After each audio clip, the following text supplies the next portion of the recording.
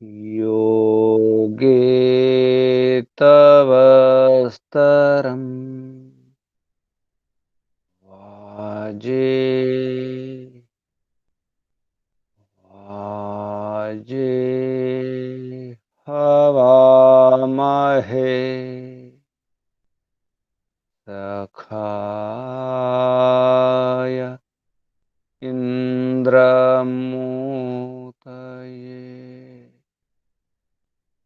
सखाय इन्द्रमूतये ॐ हिरण्मयेन पात्रेण सत्यस्य पिहितं मुखम् योऽसवदित्ये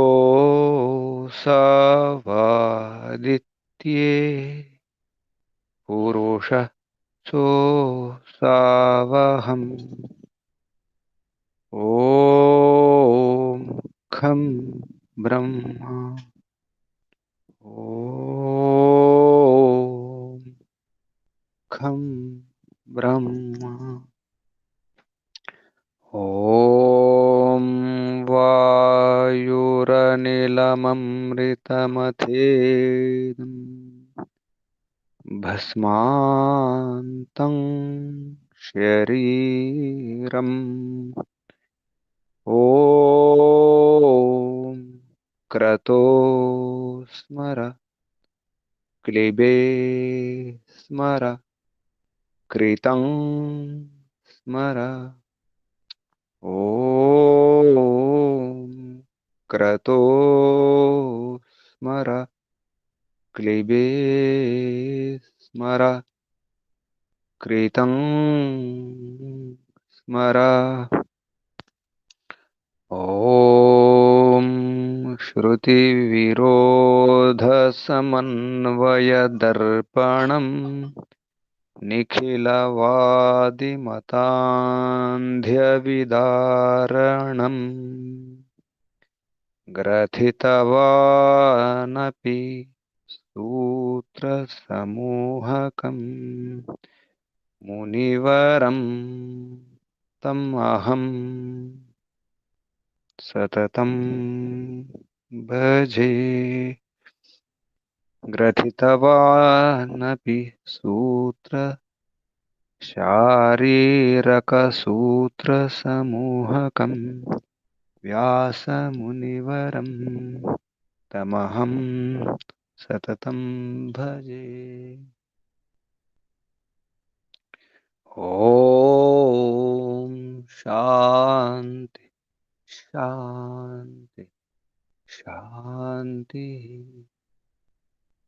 परमपिता परमात्मा ब्रह्मात्मा परब्रह्म ओम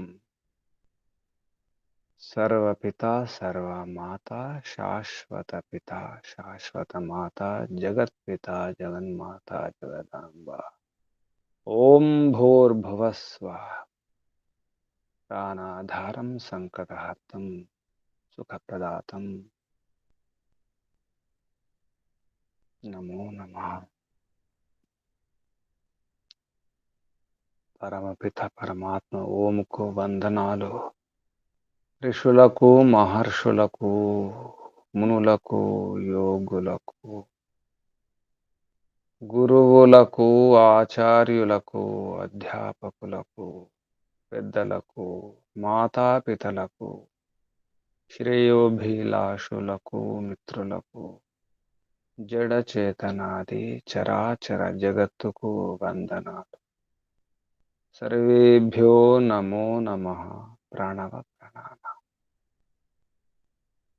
ఆత్మ బంధువులారా శాశ్వత బంధువులారా ఆత్మీయ బాంధవులారా మిత్రులారా అత్యంత దుఃఖ నివృత్తి అభిలాషులారా అత్యంత పురుషార్థులారా సాధకులారా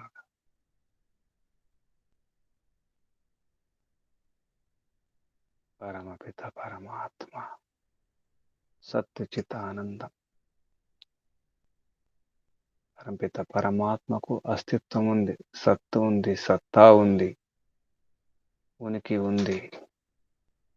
బ్రహ్మ సత్యమే, బ్రహ్మ నిత్యమే. ప్రకృతి సత్తా ఉంది, ప్రకృతి సత్తా సత్యమే, కానీ అనిత్యం. బ్రహ్మ నిత్యం, ఈ జగత్తు అనిత్యం. ఆత్మలో సత్తు చిత్తు, ఆత్మలకు సత్తా ఉంది, సత్యమే. ఆత్మలో సత్యమే, ప్రకృతి జగత్తు సత్యమే, పరమాత్మ బ్రహ్మాత్మ సత్యమే. కానీ పరమపిత పరమాత్మ పరమచేతనము, సత్యచిత ఆనందం, ఆనంద రూపం, ఆనంద స్వరూపం. సర్యస్య చ కేవలం. ఆత్మలో కేవలం సత్యచిత్తే, సత్యము చేతనం. జగత్తు జడం, అది సత్తా మాత్రమే, సత్తు మాత్రమే, అస్తిత్వం ఉనికి మాత్రం ఉంది. సత్యచిత్ ఆనందమే. ఈ సత్యచిత్ ఆనందం గురించే ఈ వేదాంత దర్శనం. సరిగా అర్థం చేసుకుంటే సూత్రాలు ఉన్నది ఈ విషయమే. వ్యాస మహర్షి చెప్పినటువంటి విధానం సత్యచిత్ ఆనందమే. అథాతో బ్రహ్మ జిజ్ఞాస, అథ అనంతరం పిమ్మట ఈ వివేక వైరాగ్యం, విషట్క సంపత్తి, మోక్షత్వం, ఈ ప్రపంచంలో ఉన్నటువంటి ఈ దుఃఖాల కారణాలు, ఈ సుఖాలకు ఉపాయాలు. ప్రపంచంలో జగత్తులో సుఖాలన్నీ కూడా దుఃఖ మిశ్రితాలే. ఎంత ప్రయత్నం చేసినా దుఃఖాలు కష్టాలు పోవడం లేదు. కాబట్టి ఇది సరిపోదు, ఇంకా ఏదో ఉంది, ఏదో కావాలి. అందువలన లేశమాత్రం క్లేశము లేని స్థితి కొరకు అది ఇక్కడ లభించడం లేదు. అందువలన అథాతో బ్రహ్మ జిజ్ఞాస. అందుకే బ్రహ్మ జిజ్ఞాస. జిజ్ఞాస అన్వేషణ, జిజ్ఞాస చర్చ, మీమాంస.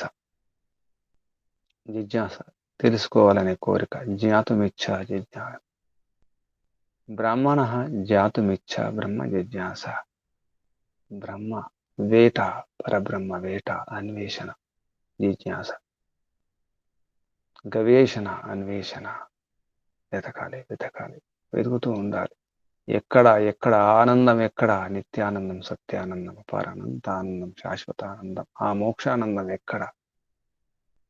అది ఎక్కడో లేదు, ఇక్కడే ఉంది, నా దగ్గరే ఉంది. ఎందుకంటే పరమపిత పరమాత్మ నా అంతర్యామి, సర్వాంతర్యామి, సర్వవ్యాపకుడు, నాలో వ్యాపకమై ఉన్నాడు. నేను వ్యాప్తం. పరమపిత పరమాత్మ ఆకాశం వలె మహా గొప్ప. ఓం ఖం బ్రహ్మ. ఇదే వేదాంతం. మరి సచ్చిదానందం గురించి చెప్పడం జరుగుతుంది. ఆ సత్యచిత్ ఆనందం గురించి జన్మాది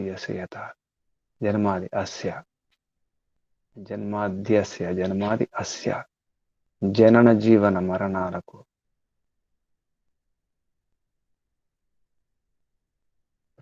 ఈ ప్రపంచమంతా కూడా కనిపిస్తుంది.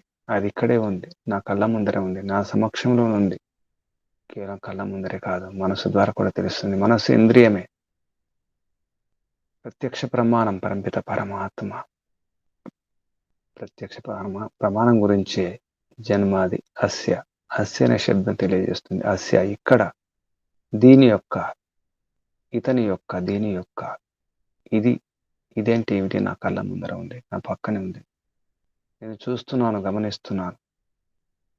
ఈ ఇంద్రియాల ద్వారా చూస్తున్నాను, జగత్తును చూస్తున్నాను, ఆకాశాన్ని గమనిస్తున్నాను, ఆకాశం ఉన్న మేఘాలను, సూర్యచంద్రాదులను, నక్షత్రాలను చూస్తున్నాను. కనిపిస్తున్నాయి, కళ్ళతో కనిపిస్తున్నాయి, శబ్దాలు వినిపిస్తున్నాయి. కొన్ని వస్తువులను తాకి చూస్తున్నాను, రుచి చూస్తున్నాను, వాసన చూస్తున్నాను, ఇంద్రియాలతో గమనిస్తున్నాను, తెలుసుకుంటున్నాను. ఇంద్రియార్థ సన్నికర్షోత్పన్నం జ్ఞానం. ఇంద్రియం ద్వారా సన్నికర్షమైనటువంటి జ్ఞానం, అది ప్రత్యక్షం అనేది. నిర్బాధం కావాలి, అవ్యభిచారి కావాలి, వ్యవసాయాత్మకం కావాలి. నిశ్చితమైన జ్ఞానం కావాలి. ఎటువంటి సందేహం ఉండకూడదు. ఆ జ్ఞానం ప్రత్యక్షం. అది నా కళ్ళ ముందరే నేనే ముట్టి చూస్తాను. నా కళ్ళతోనే చూస్తున్నాను, నా చెవులతోనే వింటున్నాను, నా ముక్కుతో వాసన చూస్తున్నాను, నా నోటితోనే రుచి చూస్తున్నాను, నా చేతులతో నా చర్మంతో తాకి చూస్తున్నాను, స్పర్శిస్తున్నాను. కానీ అంతేకాదు, మనసు కూడా ఇంద్రియమే. అది కర్మేంద్రియం, జ్ఞానేంద్రియం, అంతరేంద్రియం. దాని ద్వారా గమనిస్తున్నాను, తెలుసుకుంటున్నాను. అది కూడా ప్రత్యక్షమే. అందుకే పరంపిత పరమాత్మ ప్రత్యక్షం. ఎలా? జన్మ ఆది అస్య యత దేని వలన, ఏ కారణంగా ఈ జగత్తు యొక్క ఈ సృష్టి, స్థితి, ప్రళయం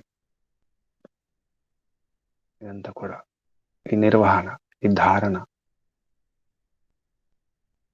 ఈ ప్రళయం, ధర్త హర్త, కర్త ధర్త హర్త పరంపిత పరమాత్మ. అందుకే ఈ ప్రపంచంలో ఈ నిర్మాణం కానీ, నిర్వహణ కానీ, నిర్మూలనం కానీ, నిర్మాణం, నిర్వహణ, నిర్మూలనం, అది జన్మ ఆది, ఆదులు, జన్మాదులు, జనన జీవన మరణాదులు. జన్మించడం కాదు, జన్మ కారణం, నిర్వహణకు జీవించడానికి కారణం. నేను శ్వాస తీసుకుంటున్నాను, జీవిస్తున్నానంటే పరపిత పరమాత్మ యొక్క అక్కడ అనుగ్రహం ఉంది, కరుణ ఉంది. పరపిత పరమాత్మే కారణం. ఇది ప్రత్యక్ష ప్రమాణం. ఇదే సత్. పరపిత పరమాత్మ యొక్క సత్తా ఇక్కడ ఉంది. పరపిత పరమాత్మ యొక్క సత్తా అంటే అధికారం కూడా. జన్మాది అస్య యత, దేని వలన, ఏ కారణంగా. దీనితో తెలుస్తుంది ఏంటంటే పరపిత పరమాత్మ ఉపాదాన కారణమేమో అని అనిపిస్తుంది. నిమిత్త కారణం, కర్త ఎప్పుడు దూరంగానే ఉంటాడు, విడిగా ఉంటాడు. ఒక వస్తువును నిర్మాణం చేసే కర్త విడిగా ఉంటాడు. కర్త చేస్తాడు. తన శరీరం నుండి, తన మాంసము, తన రక్తంతో చేయడం ఉండదు. ఇతర ముడి సరుకులతో, ముడి పదార్థాలతో వస్తువులు నిర్మాణం చేస్తాడు, యంత్రాలు చేస్తాడు, ఇళ్ళ నిర్మాణం చేసుకుంటాడు, రకరకాల వస్తువులు నిర్మాణం చేస్తాడు. కర్త, నిర్మాణకర్త అంటే నిమిత్త కారణం. అది చేతనమై ఉంటుంది. చేతనం ఎప్పుడు కూడా ఉపాదాన కారణం కాదు. ఉపాదాన కారణం ఎప్పుడు జడమే అవుతుంది. పరంపిత పరమాత్మ జడం కాదు, చేతనము, పరమచేతనము, పరమచేతనం ద్రవ్యము, పరమచేతన పదార్థం. అదొక వస్తువు, అది బ్రహ్మ పదార్థం. కాబట్టి పరంపిత పరమాత్మ ఉపాదాన కారణం అనిపిస్తుంది ఇక్కడ. ఏ విధంగానైతే ఒక సాలెగూడు నిర్మాణం చేసేటప్పుడు ఆ ఊరనాభి అంటాం. ఆ సాలె పురుగు తన శరీరం నుంచే ఆ తీగలను, దారాలు తీసి, తంతువులను తీసి సాలెగూడును అల్లుతుంది. అది బ్రతికున్నప్పుడు.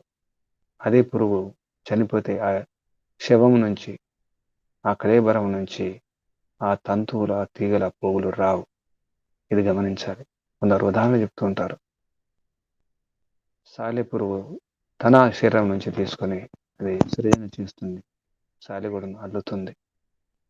అలాగే పరంపిత పరమాత్మ తన శరీరం నుండి, తన నుండి తీసుకుని ప్రపంచాన్ని, జగత్తును నిర్మాణం చేయడం జరిగింది. ఈ అండపిండ బ్రహ్మాండాలన్నింటి కూడా అఖిలాండ కూడా బ్రహ్మాండాల నాయకుడు. కాబట్టి ఆ పరంపిత పరమాత్మ నుంచి అన్ని లభించినాయి. వాస్తవమే, పరంపిత పరమాత్మ నుండి. ఎందుకంటే సర్వవ్యాపకుడు, అంతటా ఉంటాడు. కానీ ఆ ఊర్ణనాభి అంటే సాలెపురుగులా కాదు. సాలెపురుగు కూడా చేతనంగా ఉన్నప్పుడే, బ్రతుకున్నప్పుడే అది చేయగలుగుతుంది. దీన్ని బట్టి ఈ జగత్తు నిర్మాణానికి ఉపాదాన కారణం పరంపిత పరమాత్మ కాదు. అది సత్ చిత్ ఆనందమే. ఈ వేదాంత దర్శనంలో వ్యాస మహర్షి చెప్పేది సత్ చిత్ ఆనందం. ఆ సత్ చిత్ ఆనందం ఈ శబ్దాల గురించి తీసుకోవడం జరిగింది. ప్రత్యక్ష, అనుమాన, ఆగమ ప్రమాణం కూడా తీసుకోవడం జరిగింది. ఇది ప్రత్యక్షం. జగత్తు కనిపిస్తుంది, ప్రత్యక్షం. జగత్తులు శబ్దాలు వినిపిస్తున్నాయి, ప్రత్యక్షం. ముట్టి చూస్తున్నాము, స్పర్శ కలుగుతుంది, ప్రత్యక్షం. వాసన ఉంది, ప్రత్యక్షం. రుచి ఉంది, ప్రత్యక్షం. అలాగే మనసుతో కూడా ఎన్నో తెలుసుకుంటున్నాం. ప్రత్యక్షం, సత్తా, తర్వాత సూత్రం, అది కూడా సత్తుచిత్ ఆనందమే, చిత్తు గురించి ఉంది. మహర్షి దయానంద వారు కూడా సత్యార్థ ప్రకాశంలో చెప్పడం జరిగింది. పరమిత పరమాత్మ ప్రత్యక్షమా, మీరు ఈశ్వరుడు అంటున్నారు, పరమాత్మ అంటున్నారు, ఎలా సిద్ధిస్తుంది, ఎలా తెలుస్తుంది అంటే మహర్షి దయానంద వారు అంటారు దానికి సమాధానంగా, సబ్ ప్రత్యక్షాది ప్రమాణం సే, అన్ని ప్రత్యక్షాది ప్రమాణాల ద్వారా, ప్రత్యక్ష ఆది, ఆది అంటే ప్రత్యక్షం, ప్రత్యక్ష ప్రమాణం, అనుమాన ప్రమాణం, శబ్ద ప్రమాణం, అన్ని ప్రమాణాలతో అనే అర్థం వస్తుంది. సబ ప్రత్యక్షాది ప్రమాణం సే, అన్ని ప్రత్యక్షాది ప్రమాణాల ద్వారా పరమిత పరమాత్మను తెలుసుకోవచ్చు. ఆ ప్రత్యక్ష ప్రమాణం ఎలా తెలుస్తాయి అంటే అప్పుడు చెప్పడం జరుగుతుంది. ఇంద్రియ అర్థ సన్నికర్షోత్పన్నం జ్ఞానం అవ్యపదేశం అవ్యభిచారి వ్యవసాయాత్మకం ప్రత్యక్షం. గౌతమ మహర్షి యొక్క న్యాయదర్శనంలో సూత్రం ఇది. ఆ సూత్రాన్ని ప్రమాణంగా తీసుకొని చెప్పడం జరుగుతుంది. ఈ చెవులు, ఈ చర్మము, ఈ కళ్ళు, ఈ నాలుక, ఈ ముక్కు, మనస్సు, శబ్ద స్పర్శ రూప రసగంధాలు, ఈ సుఖ దుఃఖాలు, సత్యాసత్యాల విషయాల్లో ఈ సంబంధం ఉండడం వలన జ్ఞానం ఉత్పన్నమవుతుంది. అంటే విషయాలు, ఇంద్రియాలు, ఇంద్రియాలతో విషయాలకు సంబంధం కలుగుతుంది. దాని పేరు సన్నికర్షోత్పన్నం జ్ఞానం. ఆ జ్ఞానమే ప్రత్యక్షం. అంటే మనసు ద్వారా తెలిసే ఆ విషయాలు కూడా ప్రత్యక్షమే. సుఖ దుఃఖాలు ప్రత్యక్షమే, నొప్పులు, బాధలు, ఆకలి, దప్పికలు ఇవి ప్రత్యక్షమే. కాబట్టి పరమిత పరమాత్మ ప్రత్యక్షం. అంతేకాదు, మన లోపల చెడు ఆలోచనలు వచ్చినప్పుడు, చెడు విచారాలు వచ్చినప్పుడు భయం, శంక, లజ్జ కలుగుతుంది. అది పరమాత్మ ద్వారా. మంచి ఆలోచన ఇచ్చినప్పుడు అభయం, నిశంక, ఆనందం, ఉత్సాహం కలుగుతుంది. అది వహ జీవాత్మకి ఓర్ సే నహి కింటు పరమాత్మకి ఓర్ సే అంటాడు. అంటే అది జీవాత్మ నుంచి కాదు, ఈ జగత్తు నుంచి కాదు, ఈ జడ జగత్తు నుంచి కాదు, కింటు కానీ పరమాత్మకి ఓసే, పరమాత్మ నుండి వస్తున్నాయి. ఈ విధంగా ఎప్పుడైతే ఆత్మ శుద్ధాత్మ అవుతుందో, శుద్ధాంతకరణం, దాని ద్వారా ఉన్నటువంటి ఆ యోగి సమాధి స్థితిలో సమాధి పొంది అప్పుడు ఈ ఆత్మ పరమాత్మను విచారిస్తూ, ఆలోచిస్తూ తత్పరమైనప్పుడు, అందులో నిమగ్నమై ఉన్నప్పుడు ఆ సమాధి స్థితిలో అప్పుడు ఉసి సమయ దోనో ప్రత్యక్ష పోతే, ఆ సమయం దోన్ అంటే ఆత్మ పరమాత్మ అన్ని కూడా తెలిసిపోతాయి. ఈ విధంగా పరమిత పరమాత్మ ప్రత్యక్షం అని చెప్పడం జరిగింది. అది మనకి ఇక్కడ సత్ ఆనందం, సత్ ఆనందం. ఈ సత్ ఆనందం ఈ విషయాలు చెప్పడానికి జన్మాది యస్య యత, జన్మాది అస్య యత, ఇది సత్, ఇది ప్రత్యక్ష ప్రమాణం. అదే కాదు, ఆగమ ప్రమాణం కూడా ఉంది, శబ్ద ప్రమాణం కూడా ఉంది, వేద ప్రమాణం కూడా ఉంది. ఆ వేద ప్రమాణం గురించి సూత్రం, 3వ సూత్రం, శాస్త్రయునిత్వాత్. శాస్త్రం, ఏం శాస్త్రం? వేద శాస్త్రం. అక్కడ వేదం అని రాసుకుంటే వేద శాస్త్రం, శాస్త్రం అంటేనే వేదం, వేదం అంటేనే శాస్త్రం, అదే శాసనం. ఆ శాసనం, ఆ శాస్త్రం, ఋగ్వేదాది ఏవైతే 4 వేదాలు ఉన్నాయో, వేదానుకూల విషయాలు, శాస్త్రాలు, ఋషికృత గ్రంథాలు ఉన్నాయో అన్నీ కూడా ఈ శాస్త్రాల ప్రమాణం, ఆగమ ప్రమాణం. దీని వల్ల తెలుస్తుంది. శాస్త్ర యోనిత్వాత్, శాస్త్ర యోని, యోని అంటే కారణం, కారణం అంటే ప్రమాణం. మనం న్యాయ దర్శనంలో, వైశేష దర్శనం కూడా చెప్పుకున్నాం. కారణం అనే శబ్దం ప్రమాణం అనే అర్థం కూడా వస్తుంది. శాస్త్ర యోని, యోని అంటే కారణం, యోని అంటే ఆధారం కూడా, అది కారణం, అది ప్రమాణం ద్వారా. శాస్త్రయోని అంటే ఈ శాస్త్ర ప్రమాణం ద్వారా. ఏ శాస్త్ర ప్రమాణం? వేద శాస్త్ర ప్రమాణం ద్వారా తెలుస్తుంది. ఇది ఆగమ ప్రమాణం, వేద ప్రమాణం. మనకు వేదంలో ఎన్నో మంత్రాలు వస్తాయి. ద్యావా భూమి జనయం దేవయ్యక, ఋగ్వేదంలో వస్తుంది, యజుర్వేదంలో వస్తుంది. సదాధార పృథివీం ద్యాముతే మాం. దాధారుడు, ఆధారుడు, సర్వాధారుడు, దాధార, అతడు దాధారుడు. దేనికి? పృథివీం ద్యాం ఉతే ఇమాం, పృథివీం, ఈ పృథివే కాదు, ద్విలోకం కూడా, కూడా ఇమాం, ఈ కనిపించే ఇక్కడ, ఇమాం ఈ లోకాలకు, ఈ పృథివీకి, అన్ని పృథ్వీలకు, బ్రహ్మాండాలకు, అన్ని గ్రహాలకు, నక్షత్రాలన్నిటి కూడా ఆధారుడు ధరించి ఉన్నవాడు, వాటిని ధరించి నడిపిస్తున్నవాడు. తస్మినిదం సంచ విచయితి. చ అంటే చయనం చేయడం, ఉత్పన్నం చేయడం. సంచ మంచిగా ఉత్పన్నం చేయడం. సంచయం అంటే కలపడం కూడా వస్తుంది. సంచితం, సంచి అంటాం తెలుగులో. సంచి, సంచ, సంచ మంచిగా చయనం చేయడం, మంచిగా కూర్చడం, పోగు చేయడం అంటే ఉత్పన్నం చేయడం. విచయితి ప్రళయం చేయడం. విచయితి విడదీయడం. కలపడం, విడదీయడం అంటే ఉత్పన్నం చేయడం, దాన్ని నాశనం చేయడం. నాశనం అంటే అదర్శనం లోప, దూరం చేయడం, కనిపించకుండా పోవడమే నాశ. మనం లయం అంటాం, లయం అన్న అదర్శనం, కనిపించకుండా పోవడమే. అలా విచయితి కూడా కలపడం జరుగుతుంది, దాన్ని విలీనం చేయడం జరుగుతుంది, లయం చేయడం, ప్రళయం చేయడం జరుగుతుంది. ఈ విధంగా తస్మిన్ ఇదం, అందులోనే, ఎందులో పరంపిత పరమాత్మలోనే జరుగుతుంది అంతా కూడా. కాబట్టి పరంపిత పరమాత్మ యొక్క ఈ వేద ప్రమాణం ఉంది, అన్నింటికీ పరంపిత పరమాత్మే కారణం. ద్యావా భూమి జనయన్ దేవ ఏక, ఆ ఏకదేవుడు ఒక దేవుడే.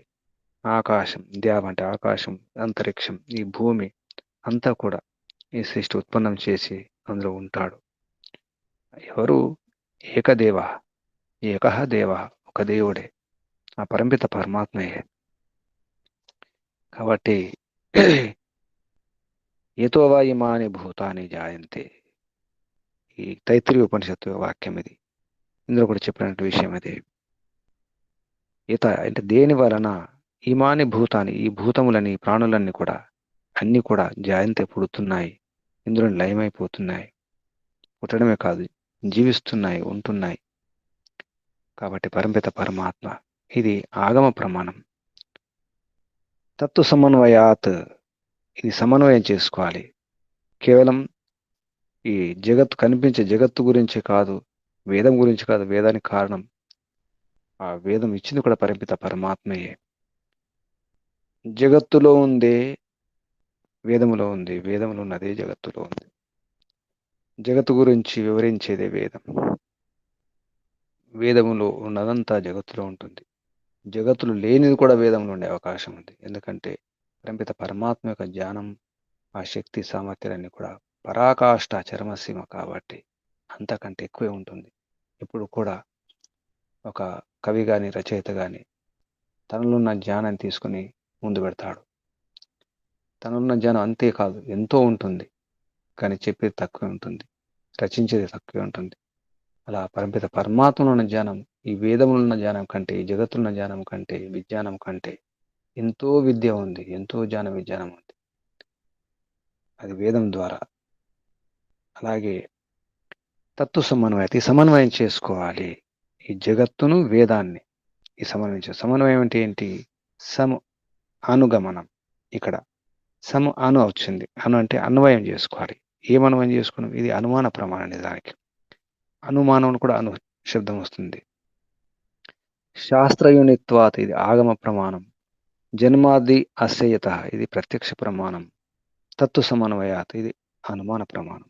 అనుమానం ద్వారా తెలుసుకోవాలి, అనుమానం కలుగుతుంది. ఈ వేదాలు ఏమిటి, ఈ జగత్తు ఏమిటి, దీన్ని నిర్మించింది ఏమిటి, నిర్వహించేది ఎవరు, నిర్మూలన చేసేది ఎవరు అని అనిపిస్తుంది మనకు. కాబట్టి ఇది పరంపిత పరమాత్మ నిజానికి నిమిత్త కారణం. అన్నిటికీ నిమిత్తం పరంపిత పరమాత్మయే. అలా అర్థం చేసుకోవాలి. తత్తు అంటే ఈ జగత్తు, తత్ అంటే అదేమిటి? ఆ జగత్తు యొక్క జన్మ అది. జన్మ అంటే స్థితి, లయ, సృష్టి, స్థితి, లయ, వీటికి, ఈ కార్యానికి కారణం ఎవరు? పరంపిత పరమాత్మ ద్వారానే ఇదంతా కూడా జరుగుతుంది. కాబట్టి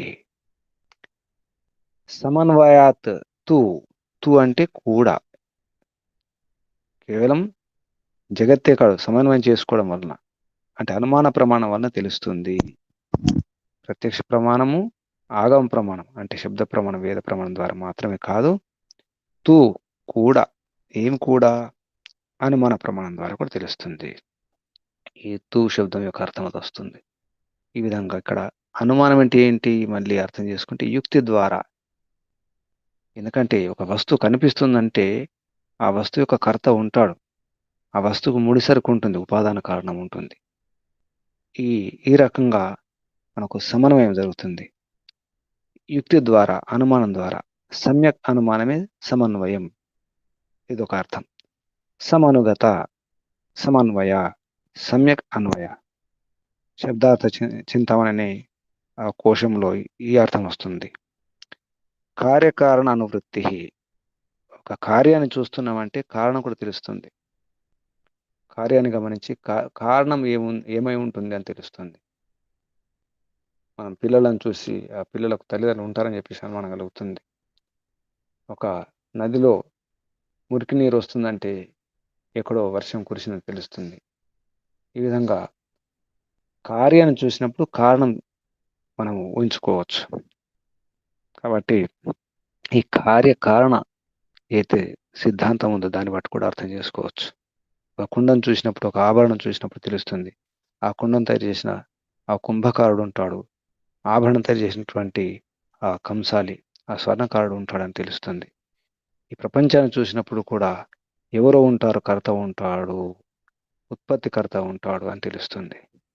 ఈ విధంగా కూడా మనం సమన్వయం చేసుకుంటే అనుమానం ద్వారా, అనుమానం అంటే మళ్ళీ యుక్తి ద్వారా, సమ్యక్ అనుమానమే సమన్వయం. అనుగతం. అనుగతం. సమ్ అంటే మంచిగా, అను అంటే వెంబడించి లేదా అనుసరించి, గతం అంటే గమనం, జ్ఞానం, ప్రాప్తి, గతి, గములు గతవు.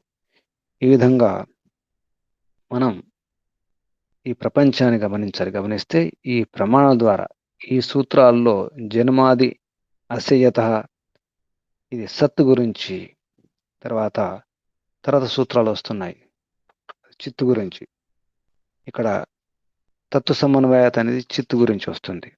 చైతన్యం, ఎందుకంటే పరంపిత పరమాత్మ జగత్తు నిర్మించినటువంటి ఒక కర్త. కర్త అంటే ఎవరు? చేసేవాడు. చేసేవాడు ఎవరు? ఇప్పుడు కూడా చైతన్యమే చేస్తుంది. శవము ఏది చేయదు. ఏ జడ పదార్థం ఏది చేయదు. ఒక జడ పదార్థం కదలాలన్నా, ఆగాలన్నా, స్థిరంగా ఉండాలన్నా మరొక బలం కావాలి, మరొక శక్తి కావాలి. ఒక కదులుతున్న వస్తువును ఆపడానికి కూడా శక్తి కావాలి. లేదా స్థిరంగా ఉన్న ఆ జడ పదార్థం కదలాలన్నా శక్తి కావాలి. అది బయట శక్తి కావాలి. అది చేతన శక్తి కావాలి. కాబట్టి జడ పదార్థం దానికి అది తయారు కాదు. కాబట్టి పరంపిత పరమాత్మ చేతనం, అది చిత్. ఈ విధంగా సత్, చిత్, ఆనందం, ఈ విషయాలే ఇక్కడ తీసుకోవడం జరుగుతుంది. అది సూత్రరూపంలో ఒక క్రమంగా పెట్టడం జరిగింది సూత్రాల ద్వారా. కాబట్టి శాస్త్ర యునిత్వాత్ తత్వ సమన్వయాత్. ఈ సూత్రాలని గమనిస్తే మనకు తెలిసేది ఇదే. సత్, చిత్, ఆనందం, తర్వాత ప్రత్యక్ష ప్రమాణం, ఆగమ ప్రమాణం, అనుమాన ప్రమాణం. ఈ సూత్రాలు ఉన్నటువంటి క్రమం, ఈ రహస్యం ఇది. కాబట్టి ఇక ఈ చిత్తు గురించి చెబుతూ మరొక సూత్రం కూడా చెప్పడం జరిగింది. ఈక్షతే నా అశబ్దం. ఈక్షణం, ఈక్షణం చేయడం. ఈక్షణం అంటే ఏంటి? ఒక రకంగా సంకల్పం చేయడం, తపస్సు చేయడం, ప్రయత్నం చేయడం. ఈక్షణం అంటే పురుషార్థం చేయడం. వీటి కూడా ఎన్నో ప్రమాణాలు ఉన్నాయి. స ఈక్షతే లోకాన్ను సృజాయితి. పరమిత పరమాత్మ ఈక్షణ చేస్తాడు అంటే దీన్ని పుట్టించాలి, ఉత్పన్నం చేయాలి అని చెప్పేసి అనుకోవడం. ఇక్కడ ఈక్షతే అంటే మనలాగా ఈక్షణ కాదు, మనలాగా సంకల్పం కాదు. ఈ విధంగా కూడా నా అశబ్దం, శబ్ద ప్రమాణం లేదు అనడానికి లేదు, శబ్ద ప్రమాణం ఉంది. ఈక్షణ క్రియ ఎప్పుడు కానీ ఈక్షణ చేసేవారు సంకల్పం ఎవరు చేస్తారు? ఏ రాయి చేయదు, ఏ జడ పదార్థం, ఏ శవము ఏది చేయదు. ఈక్షణ చేస్తుంది అంటే అది చేతనం. కాబట్టి పరంపిత పరమాత్మ చిత్, సత్, చిత్.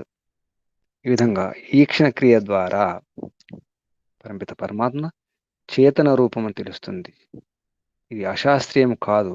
నా అశబ్దం, అప్రమాణం కాదు, ఇది ప్రమాణమే. ప్రమాణం ఉంది. ఈక్షణ క్రియ ద్వారా ఇది అర్థమవుతుంది. మనం సంధ్య మంత్రాల్లో అఘమర్షణ మంత్రాలు చెప్పుకుంటాం. కృతంచ సత్యంచ అభేద్ధాత్ తపసో అధ్యజాయత అని. పరంపిత పరమాత్మ ద్వారానే ఇవన్నీ జరిగినాయని చెప్పడానికి. అక్కడ చాలా స్పష్టంగా ఉంది. మిషతో వశి, పరంపిత పరమాత్మ వశీకారుడు. అన్నిటిని వశంలో ఉంచుకుంటాడు.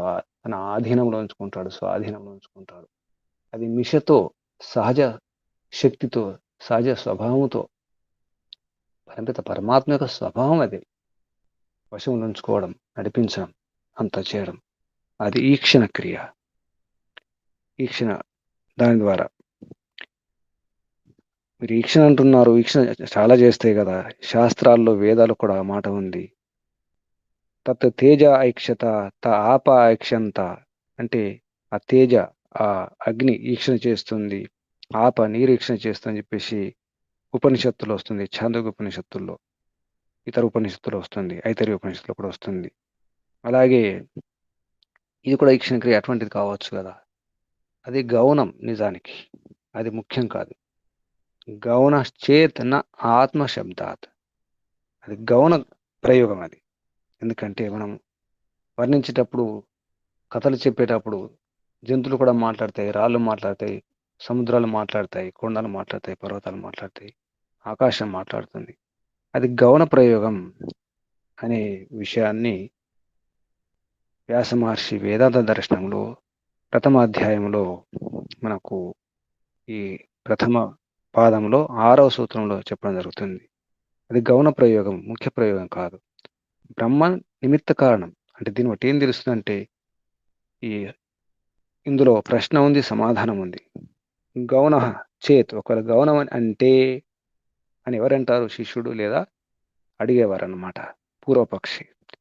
పూర్వపక్షి ఏమంటున్నారు? గౌణ, ఇది గౌణం, గౌణ ప్రయోగం ఇది. అంటే మీరు ఏదంటున్నారో, పరంపిత పరమాత్మ నిమిత్త కారణం, ఉపాదాన కారణం కాదంటున్నారో, నిజానికి పరంపిత పరమాత్మ ఉపాదాన కారణం కావచ్చు కదా అనే ప్రశ్న వస్తుంది. అందుకే ఈ ప్రమాణాలు చెప్పడం జరుగుతుంది. ఆప ఐక్షంత తత్ తేజ ఐక్షత. అగ్ని ఈక్షణ చేస్తుంది, ఆప నీరీక్షణ చేస్తుంది అని చెప్పేసి. అది కాదు, ఆ ప్రయోగం గౌణ ప్రయోగం, అది ముఖ్య ప్రయోగం కాదు. నా ఆత్మ శబ్దాత్, గౌణ చేత్ నా, ఒకవేళ అలా అనుకుంటే అది కాదు. ఆత్మశబ్దత, ఆత్మశబ్దం ఉంది. మీరు ఇతర వేరే ఉపనిషత్తు చూడండి, ఐతరేయ ఉపనిషత్తు, అందులో ఉంది అని చెప్పేసి చెప్పడం జరుగుతుంది. ఆత్మ వా ఇదం అగ్రే ఆసీత్ నా అన్యత్ కించన కించనం కించన మిషత్ స ఈక్షత లోకాన్ ను సృజ ఇతి స ఇమాన్ లోకాన్ అసృజత. ఆత్మ శబ్దం కూడా వచ్చింది. ఆత్మ అంటే చేతనం అని. ఐతరేయ ఉపనిషత్తుల్లో ఆత్మ వా ఇదం అగ్రే ఆసిత్, ఆత్మ ఇదం అగ్రే, ఇది ఇక్కడ ఉంది, ఇది అంటే ఇక్కడ మన ముందర కనిపిస్తున్నటువంటిది అని అర్థం వస్తుంది. ఇదం ఆత్మ అగ్రే ఆసిత్, ముందే ఉంది. మనం హిరణ్య గర్భ సమవర్తతాగ్రే భూతస్య జాత పతిరేక ఆసిత్ అంటాం. పతి ఒకడే ఉండెను, ఉన్నాడు, ఉంటాడు. అలా ఆ ఆత్మ ఉంది, పరమాత్మ ఉంది, పరబ్రహ్మ బ్రహ్మాత్మ ఉంది అని చెప్పడానికి ఇక్కడ ఆత్మ శబ్దం కూడా వాడడం జరిగింది. చూడండి, ప్రయోగం ఉంది, ఆత్మ ప్రయోగం, ఆత్మశబ్ద ప్రయోగం ఉంది చూడండి అని చెప్పేసి ఇక్కడ వ్యాస మహర్షి శిష్యునికి చెప్పడం జరుగుతుంది. వ్యాస మహర్షి ఉత్తరపక్షం, శిష్యుడు పూర్వపక్షం. ఆ విధంగా పరంపిత పరమాత్మ నిమిత్త కారణమే, ఉపాదాన కారణం కాదు అని చెప్పడానికి ఇవన్నీ ప్రయత్నం చేయడం జరుగుతుంది. పరంపిత పరమాత్మ చేతనం, చేతనం కాబట్టి ఉపాదానం కావడానికి వీలే లేదు. ఇది చిత్ అనే విషయాన్ని చెప్పడానికి. సత్ చిత్ ఆనందం, ఈ సూత్రాల్లో మనకు క్రమంలో కనిపించేది సత్ చిత్ ఆనందం. తర్వాత ప్రత్యక్ష ప్రమాణం, శబ్ద ప్రమాణం, ఆగమ ప్రమాణం అంటాం, దాన్ని వేద ప్రమాణం అంటాం. తర్వాత అనుమాన ప్రమాణం, తత్వ సమన్వయాత్. ఈ ప్రమాణాలతో, ఈ సూత్రాలని ప్రమాణం చెప్పడం జరుగుతుంది. సత్యచిత్ ఆనందం గురించి కూడా చెప్పడం జరుగుతుంది. ఇది గొప్ప ప్రయోగం, ఇది ఒక శైలి, వ్యాస మహర్షి యొక్క శైలి ఇది. పాలు వేడి చేసి, పెరుగు తోడుపెట్టి, పెరుగు చేసి, చిలికి వెన్న తీసి మనకు ఘృతాన్ని, నెయ్యిని అందిస్తున్నారు. ఇక్కడ కేవలం వెన్న మాత్రం కాదు, మొత్తం సారాన్ని తీసి ఎప్పటికీ ఉండే విధంగా ఆ సూత్రాలు చెప్పడం జరిగింది. కానీ ఈ సూత్రాలే, ఈ వేదాంత దర్శనమే, ఈ సిద్ధాంతాలే ఇప్పుడు రాద్ధాంతాలే ఉన్నాయి ప్రపంచంలో. రకరకాల సిద్ధాంతాల పేరుతో, మార్గాల పేరుతో అద్వైతం, ద్వైతం, ద్వైత అద్వైతం, భేదాభేదం, విశిష్టాద్వైతం, రకరకాల సిద్ధాంతాలతో ఈ సూత్రాలు వీటిని అధ్యయనం చేసి కొందరు నాస్తికులు కూడా అవ్వడం జరిగింది. అహం బ్రహ్మాస్మి అనడం జరిగింది. నేనే బ్రహ్మను, జీవుడే దేవుడు. ఇలా ఎందుకంటే ఈ పరంపిత పరమాత్మ నుంచి ఇదంతా పుట్టింది కాబట్టి పరంపిత పరమాత్మ ఉపాదాన కారణం. పూర్ణనాభిలాగా, ఆ సాలెపురుగులాగా ఇటువంటి సిద్ధాంతాలు కూడా ఉన్నాయి ప్రపంచంలో.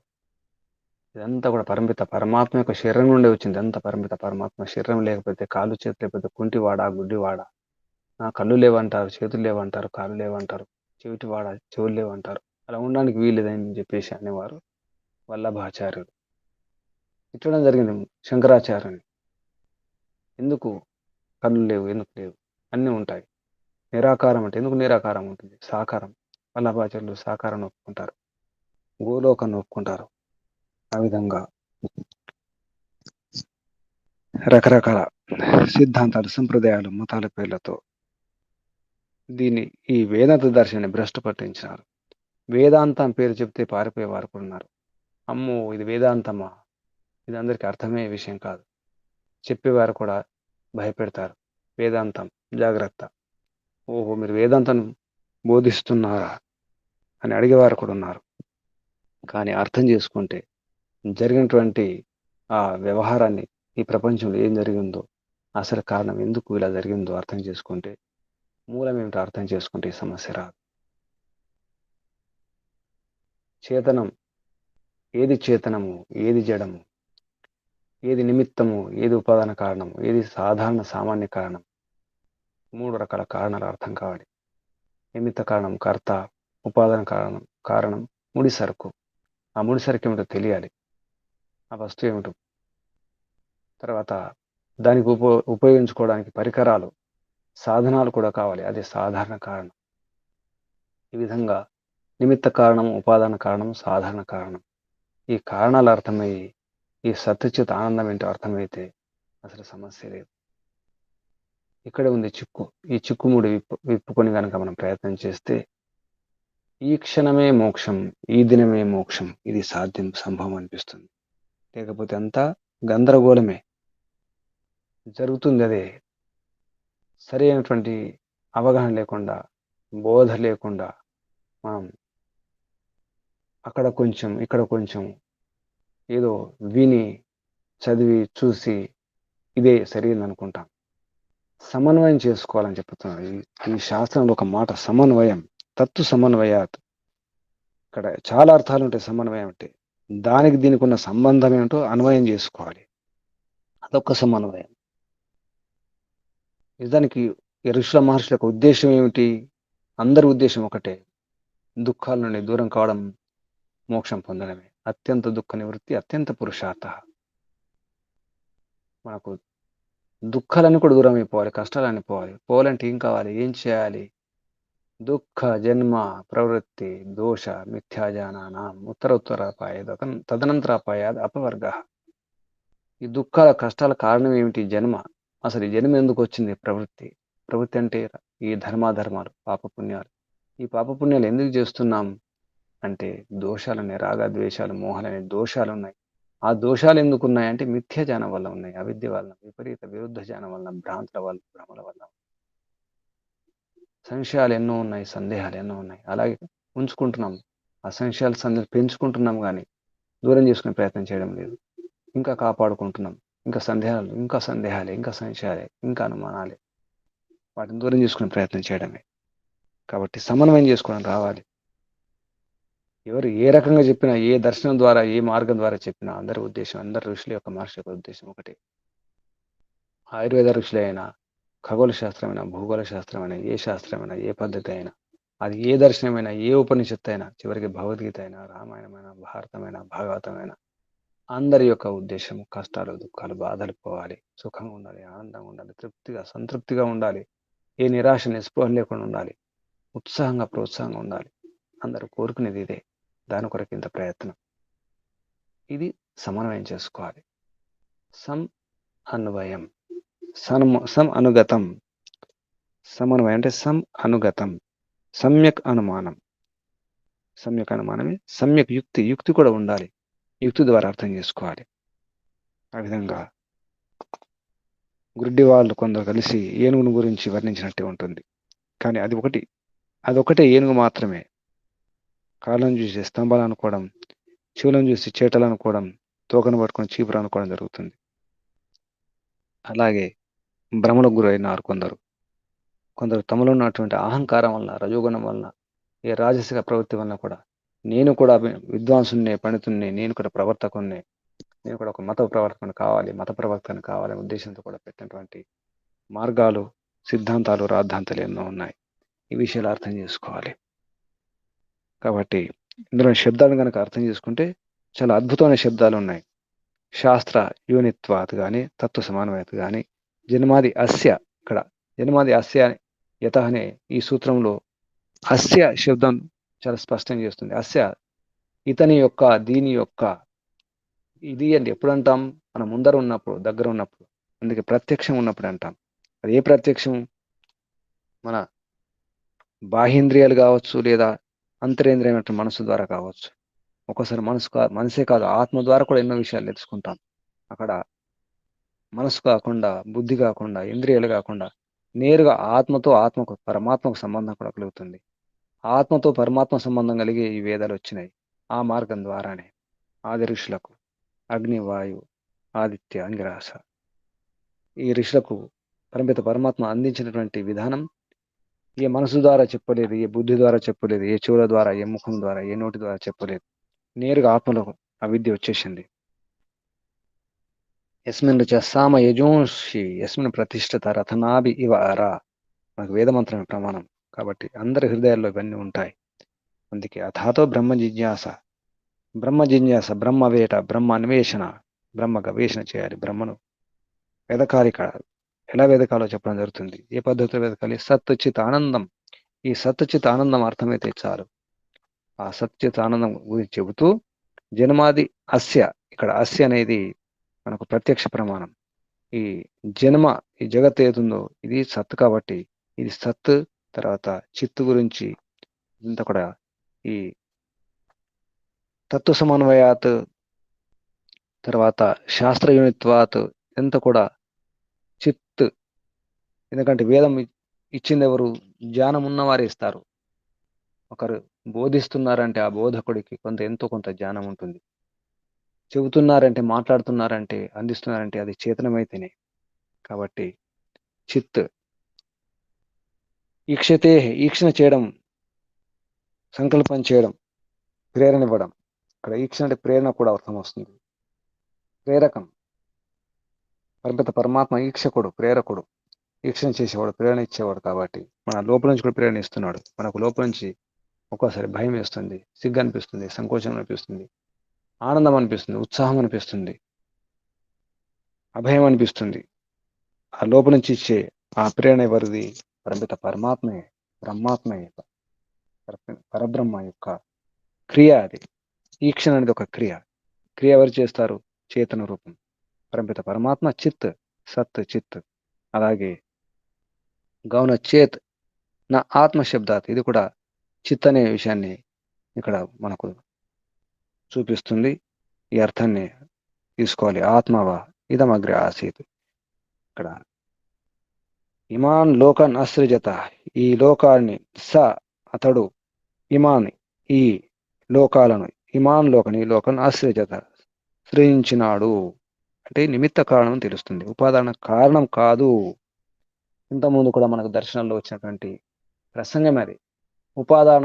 కారణం కాదు, ఉపాదాన కారణం కాదు, నిమిత్త కారణం అని చెప్పేసి మాటికి న్యాయదర్శనంలో కానీ, వైశేషికంలో కానీ చాలా సార్లు ఆ ప్రసంగం ఎన్నో సూత్రాల్లో చెప్పుకున్నాం. మనం పరమాత్మను గనక మనం ప్రయత్నం చేస్తే మనకు మోక్షమే లభిస్తుంది. నిజానికి మోక్షమే. తన్నిష్టస్య, వ్యాసమహర్షి చెప్తున్నారు. వేదవ్యాసులు ఎవరు? వేదాంత దర్శనంలో ప్రథమ పాదంలో 7వ సూత్రం తన్నిష్టస్య మోక్షోపదేశాత్. తత్ నిష్టస్య, తత్ పరమాత్మను నిష్ఠ ఉంటే, బ్రహ్మనిష్ఠులై ఉంటే, బ్రహ్మవేత్తలు, బ్రహ్మనిష్ఠులు ఏం చేస్తారు? వారికి మోక్షోపదేశం ఉంది. మోక్షోపదేశాత్, చివరికి మళ్ళీ బ్రహ్మ అని రాసుకోవాలి. ప్రతి సూత్రం దగ్గర బ్రహ్మ రాసుకోవాలి. గౌన చేత్ ఆత్మశబ్దాత్ బ్రహ్మ, లేదా బ్రహ్మ జిజ్ఞాస, బ్రహ్మాన్వేషణ, బ్రహ్మమీమాంస, తత్వ సమన్వయాత్ బ్రహ్మే, ఈక్షతేర్నా శబ్దం బ్రహ్మే, శాస్త్రయూనిత్వాత్ బ్రహ్మ, జన్మాది అస్యయత బ్రహ్మ. ఈ విధంగా ఆ సూత్రం చివరిలో బ్రహ్మ అని రాసుకుంటే అర్థం వచ్చేస్తుంది. అథాతో బ్రహ్మ జిజ్ఞాస, ఆ బ్రహ్మ ఎవరో దాని గురించి చెప్పడం జరుగుతుంది. అసలు బ్రహ్మ ఎవరు? ఆ బ్రహ్మ జన్మాది అస్య యథా బ్రహ్మ, శాస్త్ర యూనిత్వాత్ బ్రహ్మ, తత్వ సమన్వయాత్ బ్రహ్మ. ఇక్కడ అన్ని పంచవిభక్తులు ఉన్నాయి గమనిస్తే. అంటే ఆ కారణంగా బ్రహ్మ గొప్ప, గొప్ప జిజ్ఞాస, గొప్ప అన్వేషణ. ఎలా అవుతుంది? ఆ గొప్ప ఎవరు? ఓం ఖం బ్రహ్మ, ఆ పరంపిత పరమాత్మ పరబ్రహ్మ ఎవరు? ఎవరంటే శాస్త్రయూనిత్వాత్, శాస్త్రాల యోని కాబట్టి, శాస్త్రాల కారణం కాబట్టి, నిమిత్త కారణం కాబట్టి బ్రహ్మ. ఈ అఖిలాండ కోటి బ్రహ్మాండాలకు కర్త ధర్త హర్త కాబట్టి బ్రహ్మ. సమన్వయం చేసేవాడు కాబట్టి బ్రహ్మ. ఈక్షణ చేస్తాడు కాబట్టి బ్రహ్మ. గౌనచ్చేద్ ఆత్మ శబ్దాత్ బ్రహ్మ. ఇప్పుడు తన్నిష్టస్య మోక్షోపదేశాత్ బ్రహ్మ, మోక్షోపదేశం కూడా ఉంది, వేదాల్లో వస్తుంది. అకామో ధీరో అమృత స్వయంభూ రసేన తృప్త నా కుతః చ నా కుతః చ న ఊనః తమేవ విద్వాన్ న బిభాయ మృత్యు ఆత్మానం ధీరం అజరం యువానం. అథర్వవేదం ఇది చిత్తు గురించి చెప్తుంది. మోక్షమే లభిస్తుంది బ్రహ్మాత్మను పరమాత్మను పట్టుకుంటే. బ్రహ్మాత్మ బ్రహ్మను కనుక పొందితే, అర్థం చేసుకుంటే మృత్యు భయం కూడా ఉండదు, మృత్యుంజలైపోతారు. తమేవ విద్వాన్ నా బిభాయ మృత్యు, మృత్యు నుంచి భయపడరు, మృత్యు వలన భయం ఉండదు. ఆ పరంపిత పరమాత్మ ఎవరు, ఎలా ఉంటారంటే అకామ, ఏ కామనలు ఉండవు, ఏ కొరతలు ఉండవు. కొరతలు ఉన్న వారికి కామన ఉంటుంది, కోరికలు ఉంటాయి. కోరిక ఉందంటే కొరత ఉన్నట్టే. పరంపిత పరమాత్మకు ఏ కోరిక ఉండదు. అకామహ ధీర, ధీరుడు. ధీ అంటే స్థిరం, ధీరులు అంటే స్థిరులు, యోగులు, సమాధి పొందిన వారు ధీరు. పరంపిత పరమాత్మ కూటస్థ నిత్యం, స్థిరం, అచలం. ధీర అమృత, మరణం ఉండదు, అమృత.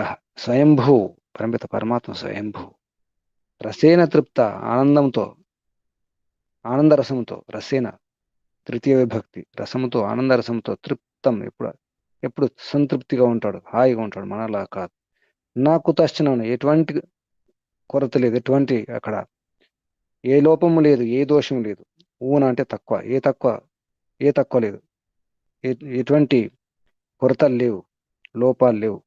తమేవ విద్వాన్ అభిభాయ మృత్యు, తమ్ ఏవ, ఆ బ్రహ్మను పొంది, ఆ పరమాత్మను పొంది, ఏ విద్వాన్ తెలుసుకొని, ఏ నా బిభాయ భయపడరు, మృత్యు వలన భయం ఉండదు.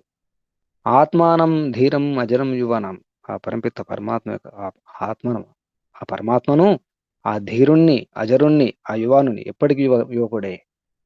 ప్రణవం, ప్రణవం ఎప్పుడు నవమే. ప్ర నా నో స్తూయతే, ఎప్పుడు కూడా స్తుతింపదగిన వాడు ప్రణవ. తస్య వాచక ప్రణవ, ఆ పరంపిత పరమాత్మ ప్రణవం, యువానం ఎప్పుడు యువకుడే, వృద్ధుడు కాడు. అజరం, జరం ఉండదు, వృద్ధాప్యం రాదు. అమరం, అజరం, అభయం, నిత్యం, పరమిత పరమాత్మ. ఈ విధంగా పరమిత పరమాత్మను మనం అర్థం చేసుకుని, మోక్షోపదేశాత్, మోక్షం ఉపదేశం ఉంది. ఈ విధంగా మోక్షం పొందడమే, మరొక మార్గం లేదు. మోక్షం ఎవరు ఇస్తారు, ఎలా ఇస్తారు, ఆ విషయం చెప్పడం జరిగింది. బ్రహ్మనిష్ఠులకు, ముముక్షులకే, సుమ్నార్థులకే, అంటే సుమ్నం కోరేవారు, ఆనందాన్ని కోరేవారు, మోక్షాన్ని కోరేవారు ముముక్షువులు, బ్రహ్మనిష్ఠులు, బ్రహ్మవిధులు. కాబట్టి అహం బ్రహ్మాస్మి, అహం బ్రహ్మస్థోస్మి, అప్పుడు బ్రహ్మలో ఉండాలి, బ్రహ్మచర్యం పాటించాలి. బ్రహ్మచర్యం అంటే వేదాధ్యయనం చేయాలి. బ్రహ్మారాధన, ఈశ్వరారాధన చేయడమే, ఈశ్వరోపాసన చేయడమే బ్రహ్మచర్యం. బ్రహ్మ అంటే పరంపిత పరమాత్మ, పరంపిత పరమాత్మలో చరించాలి, విచరించాలి, ఆచరించాలి.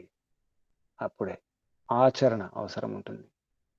బ్రహ్మలో చరించడం, బ్రహ్మలో ఆచరించడం, బ్రహ్మలో మనం నివసించడం, బ్రహ్మ చెప్పినట్టు వినడమే.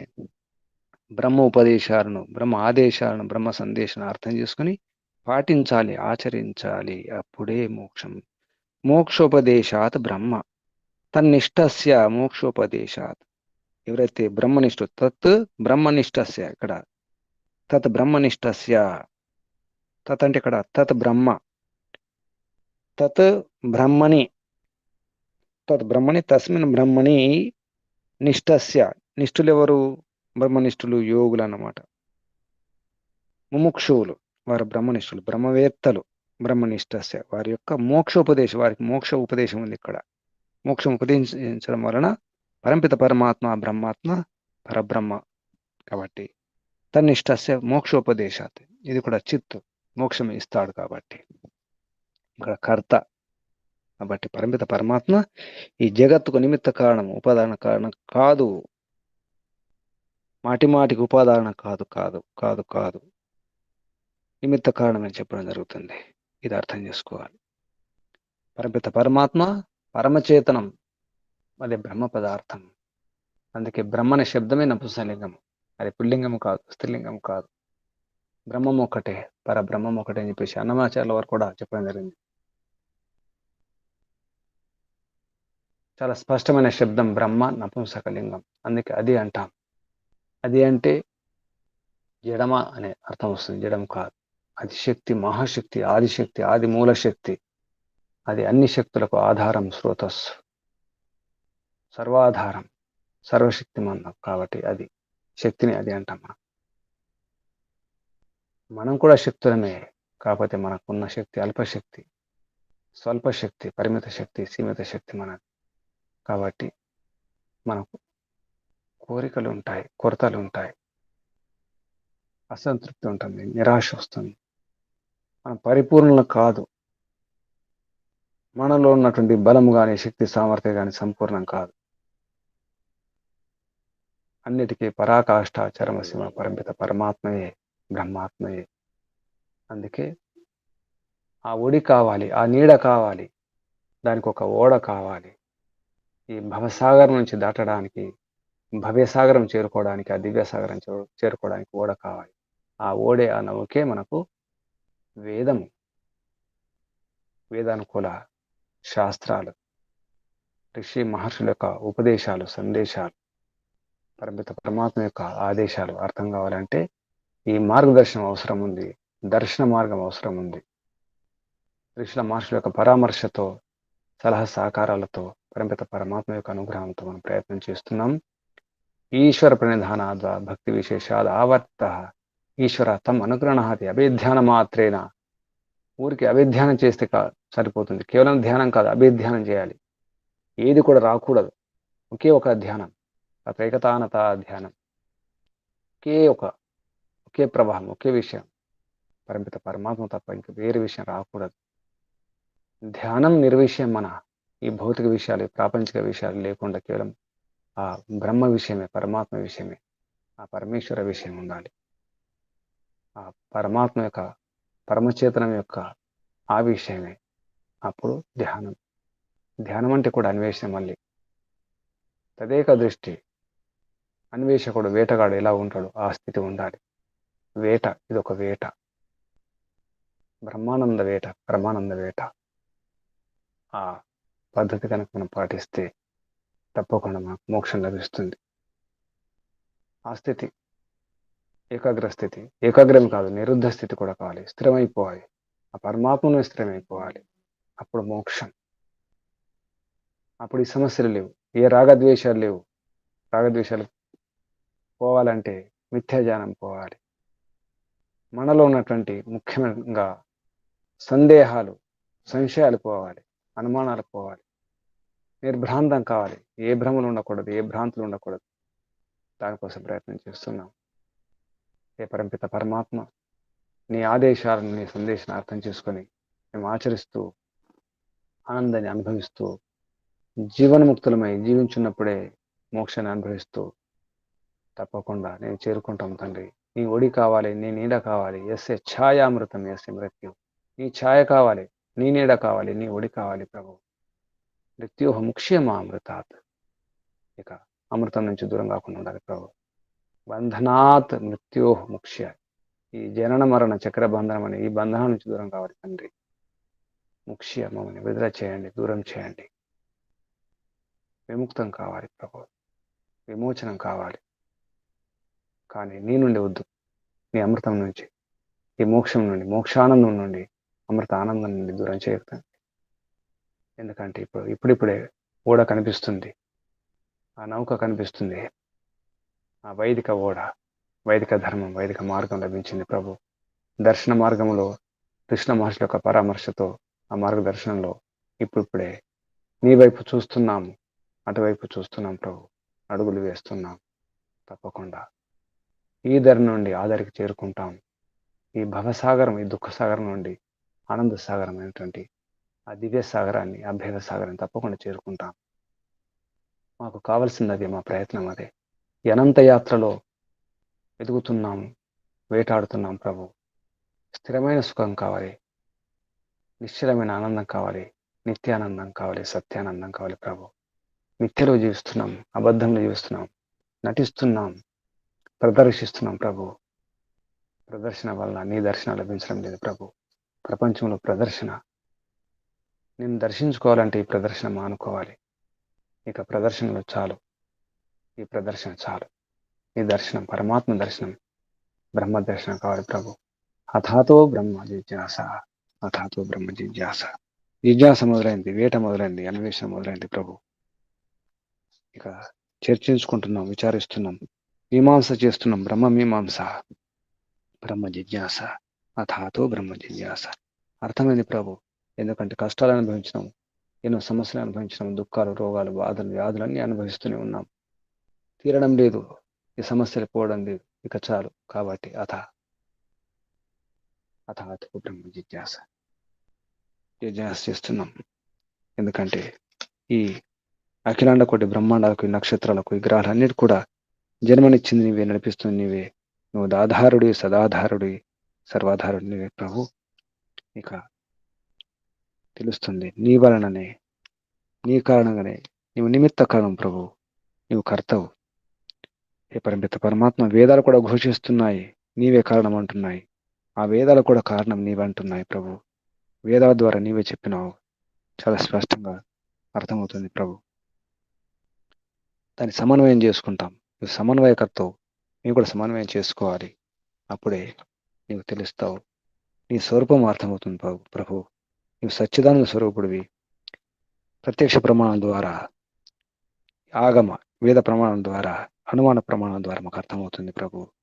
ఇక నువ్వు ఈక్షణ చేస్తావు, సంకల్పం చేస్తావు, అన్ని జరిగిపోతాయి. ప్రేరణ ఇస్తావు. కేవలం నీ ప్రేరణ ఉంటే చాలు ప్రభు, అన్ని జరిగిపోతాయి. దీనికి కూడా వేద ప్రమాణం ఉంది. నా శబ్ద ప్రమాణం ఉంది, వేద ప్రమాణం ఉంది ప్రభు. గౌన చేత నా ఆత్మశబ్దాత్. ఈ గౌనం అనుకుంటే కాదు, నీవు ఉపాదానం కాదు, నిమిత్త కారణమే. ఇందులో ఎటువంటి సందేహం లేదు. ఒకలా ఉన్నదేని అనుకుంటే ఎవరైనా, అది కాదు. ఆత్మశబ్దాత్, ఆత్మశబ్దం ఉంది. వేదాల్లో కూడా, ఉపనిషత్తులో కూడా దాని ప్రమాణాలు దొరుకుతున్నాయి ప్రభు. కాబట్టి నువ్వు చేతనము, చేతన స్వరూపము, నువ్వు సత్యచేత ఆనందము, నీవు నిమిత్త కారణం, ఉపాదాన కారణం కానే కాదు. నీ నిష్టలో ఉంటే, బ్రహ్మనిష్టలో కనుక ఉంటే, బ్రహ్మవేత్తలై ఉంటే, నీ ఉపదేశకులై, ఆ ఉపదేశం, నీ ఉపదేశం ఉంది. ఇలా ఉంటే ఉపదేశం లభిస్తుంది. ఏ ఉపదేశం? మోక్షోపదేశం లభిస్తుంది. ఎలా ఉంటే ఆ నీ యొక్క స్వరూపాన్ని, నీ చేతన స్వరూపాన్ని, నా స్వరూపాన్ని, ఈ జడ స్వరూపాన్ని, ఈ జగత్తు స్వరూపాన్ని అర్థం చేసుకుంటే, ఏది జడమో, ఏది చేతనమో, ఏది శాశ్వతమో, ఏది అశాశ్వతమో అర్థమైతే చాలు. ఈ వివేకం ఉంటే చాలు. ఈ తత్వజ్ఞానం లభిస్తే చాలు. తత్వజ్ఞానాత్ నిశ్రేయస అధిగమ, గౌతమ మహర్షి చెప్పడం జరిగింది ప్రభు. తత్వజ్ఞానా నిశ్రేయసం, కనాద మహర్షి వైశేషికంలో చెప్పడం జరిగింది ప్రభు. కాబట్టి జ్ఞానానుముక్తి కపిల మహర్షి సాంఖ్య దర్శనం చెప్పడం జరిగింది. కాబట్టి ఇక తప్పకుండా మోక్షం పొందుతాను ప్రభు. తత్వజ్ఞానం కావాలి, వివేక జ్ఞానం కావాలి. ఆ వివేక జ్ఞానం ఇప్పుడిప్పుడే కలుగుతుంది ప్రభు. అదే నిశ్రేయసాన్ని ఇస్తుంది, మోక్షాన్ని ఇస్తుంది. మోక్షోపదేశాత్ తన్నిష్టస్య, మోక్షోపదేశాత్ బ్రహ్మ, నీవే బ్రహ్మ, పరబ్రహ్మ, బ్రహ్మాత్మ పరమాత్మ నీవే ప్రభు. ఆత్మన ఆత్మానం అభి సంవివేశ, ఆత్మన ఆత్మానం అభి సంవివేశ. ఆత్మన ఆత్మతో, ఈ జీవాత్మ ఆత్మానం పరమాత్మానం బ్రహ్మాత్మానం. ఇక్కడ రెండు శబ్దాలని, ఆత్మన ఆత్మానం, ఆత్మ ద్వారా ఆత్మను పొందాలి, సన్నివేశం కావాలి.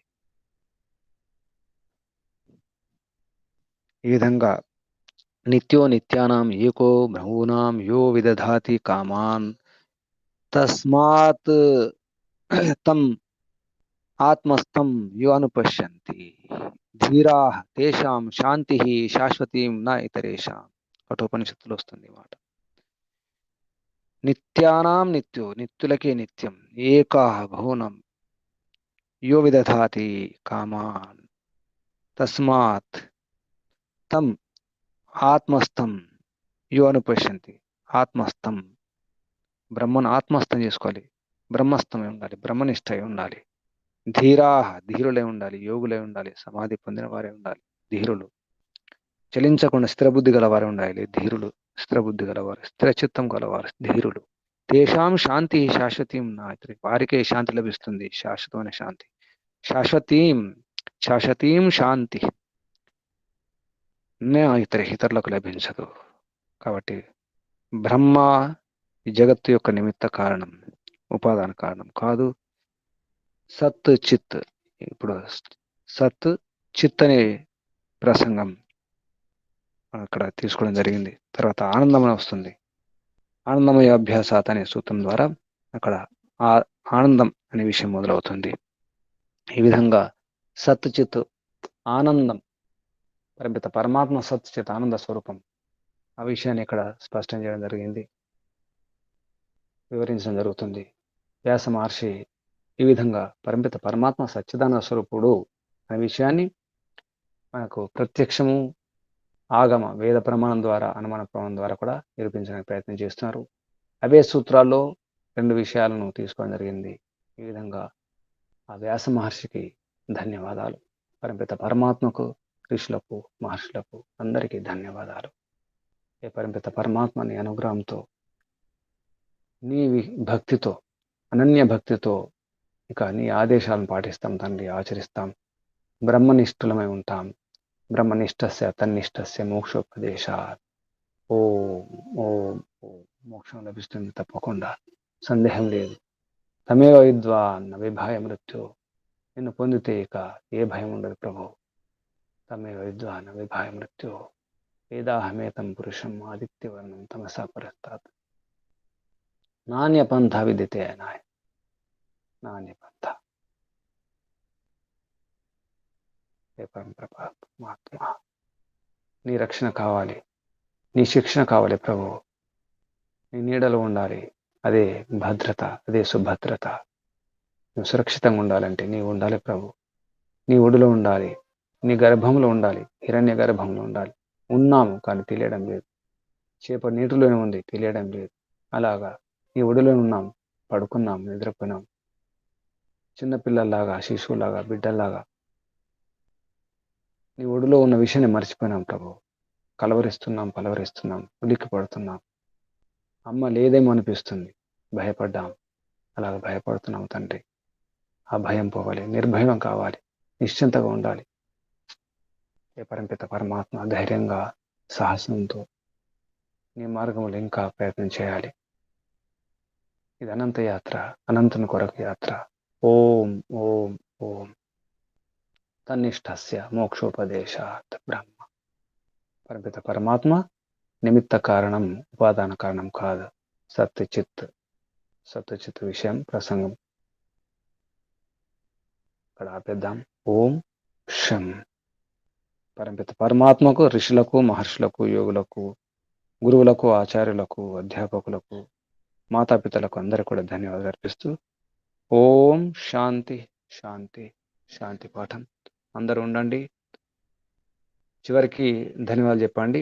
ముందు సందేహాలు, సమాధానాలు ప్రశ్న అడగండి.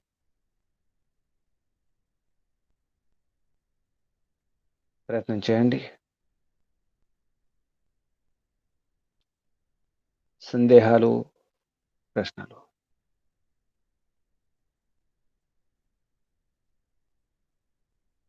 ఈ సూత్రాలు ఉన్న రహస్యాన్ని ఈరోజు మీకు వివరించడం జరిగింది.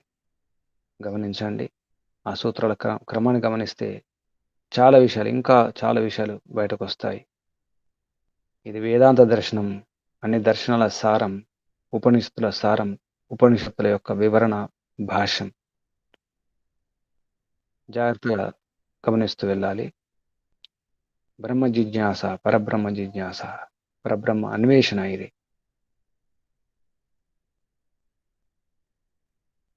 సందేహాలు, ప్రశ్న అడగండి.